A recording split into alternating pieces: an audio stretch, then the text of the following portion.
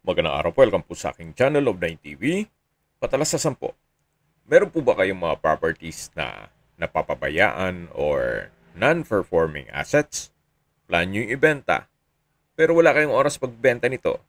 Kung ito'y pagkakatiwala nyo po sa amin, tawag lang po kayo sa aking numero, usap po tayo, gawan ko po ng video for free.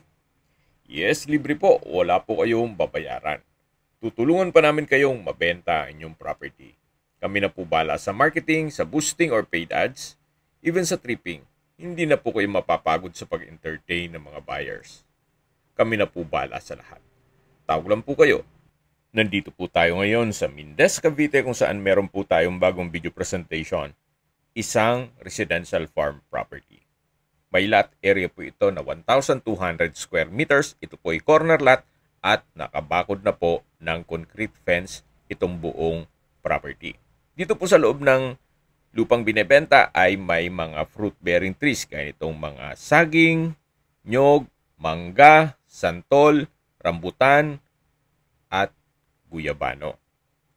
Medyo slope po ang terrain pero hindi naman siya ganun kalalim. Banayad lang naman po. Pero maganda pong gawa ng swimming pool dyan sa side ng mga saging para hindi na po maghukay. Then dito po sa loob ay meron pong maliit na structure na kung sakali man na bibisita kayo at gusto nyo mag-overnight, meron pong maliit na bahay o farmhouse. Medyo pagawain na po ang bubong. Pero yung structure okay naman. At yan po yung main gate. Diyan po yung corner side. Along two-way cemented barangay road po itong property. May access na rin po dito ng tubig, kuryente at internet provider. Ito po yung nasa mataas na lugar. Ang estimated elevation above sea level ay 1,637 feet. Ito po yung tinutukoy ko na maliit na structure na meron pong 2 kwarto at isang common toilet and bath. Meron din pong kitchen countertop at naka-tile flooring na rin po ito. Stainless po itong rain gutter pero yung bubong po kailangan palitan na. Then ito pong mga hamba ay palitin na rin, pati itong pintuan at kisame nito. Hindi na po may iwasan na sira na itong bahay. Maraming papagawa. Linawin ko lang po, si owner po ay binebenta itong property as lot only. Ito po yung common toilet and bath.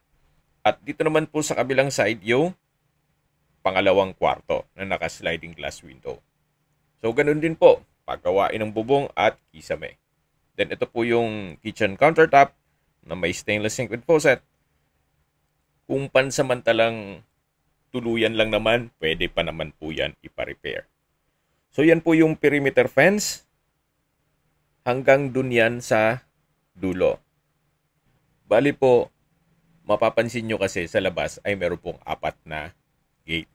Gawa ng 4 na parsela po ito with individual title. At si owner po ay binebenta ito na buong 1,200 square meters. Hindi pwedeng maggayat kayo ng isang parsela o 2 parsela, kundi itong buong 1,200 square meters. At sa dokumento nito, ito'y titulado, buhay po ang may-ari, kaya wala po kayong maging problema sa documentation o sa transfer ng title. Yan po, tunghayin nyo po itong napagandang property kung saan napakatahimik po ng lugar, sariwa ang hangin, at malamig po ang klima. Okay, sa distance, location at travel time portion na po tayo. Ito pong property ay napakalapit lang sa Paradiso Theme Park, St. Joseph Shrine, Tagaytay Conference Center, mga camping site, resorts, at events place. Maganda pong gawan nyo muna ito ng inyong bahay bakasyunan at kung sakaling hindi nyo pa naman kailangan, pwede nyo na pong i-divert sa staycation business at ipasok nyo sa Airbnb para ito'y maging income generating. So ito po yung tinutukoy ko na mga gate. So 4 po yan. Mula dito sa dulo, matatanong natin yung pangalawa, pangatlo, at yung corner side, yung pang-4 na gate. Balik po tayo sa distance, location at travel time. Mula naman po sa Mindes Specialist Medical Center, ang distance is 2.1 kilometers at ang travel time is 5 minutes. Yan po yung lagi kong binabanggit sa aking video na dapat yung i-consider sa paghanap ng property yung meron pong malapit na hospital. Hindi ko naman po sinasabing sakitin kayo. Yan naman po yung for emergency purpose lang naman. Malapit din po ito sa Tagaytay Bypass Road kaya hindi na po kayo matatraffic dun sa main road ng Tagaytay kung pupunta po dito sa property. Ang distance is 3.2 kilometers at ang travel time is 18 minutes.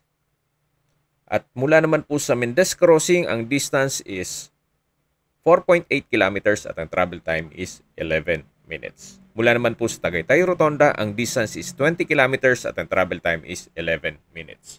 Kung manggagaling naman po sa airport, ang distance is 72 kilometers at ang travel time is 1 hour and 33 minutes. Okay, recap lang po. Sa mga nag-skip ng video, ito pong property ay nasa Mendez, Cavite.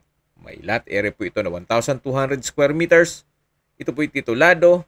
Buhay po ang may-ari, kaya wala po kayo maging problema sa documentation o sa transfer ng title.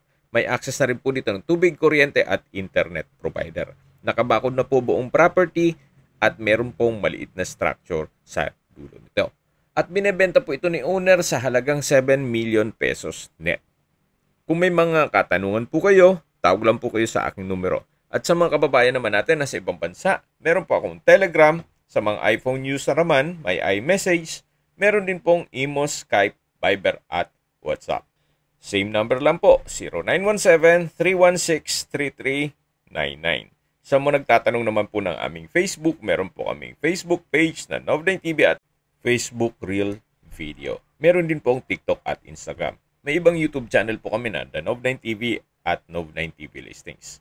Sana po naibigyan nyo ang video presentation. Paki-like and subscribe na lang po sa aking channel para ma-update din po kayo sa aking future listings. Kung sakali po hanap nyo yung mas malaking sukat na lupa, meron din po kami ibang listings na pwede nyong pagpilian. Huwag po kayong mag-atubiling tumawag sa amin, then let us know your budget para malaman namin kung anong property pwede naming elok sa inyo. Sa lahat pong viewers, subscriber at nagtiwala po sa amin, salamat po sa suporta. Ingat po kayo lagi at yung pamilya. Maraming salamat po.